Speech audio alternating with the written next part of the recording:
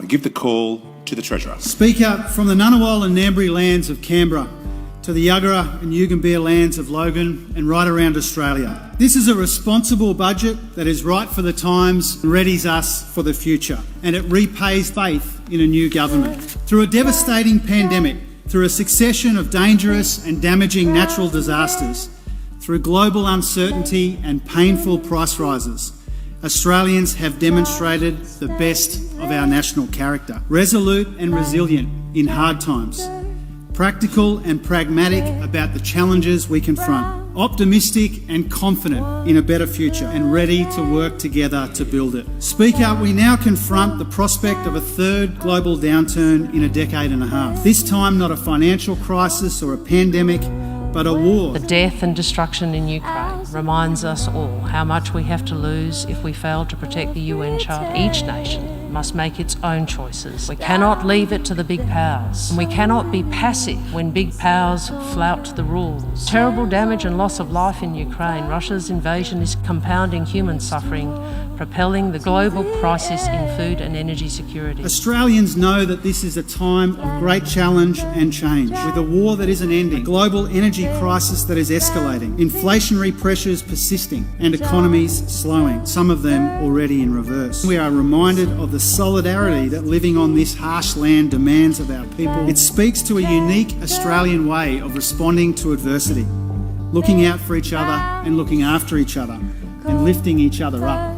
Cheaper childcare, expanding paid parental leave, cheaper medicine, more affordable housing, getting wages moving again, cleaner, cheaper, more reliable energy.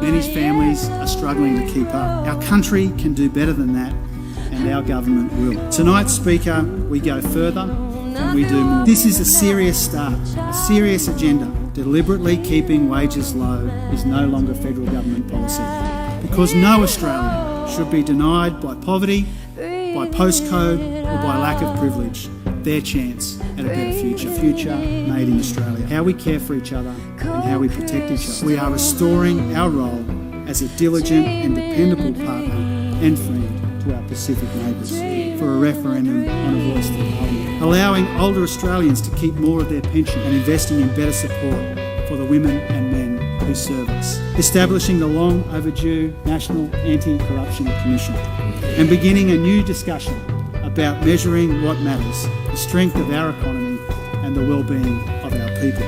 We'll rely on the very best aspects of our national character, our resilience, our pragmatism, cooperation, and above all else, our belief in each other. Whoever knew that dirt black track would lead me to you when I was a girl? It was my yellow brick road. Who could have known? Who could have known?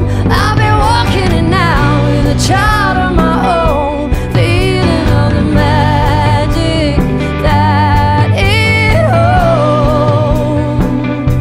Feeling all the magic, feeling all the magic, dreaming a dream, feeling all the magic, breathing it out.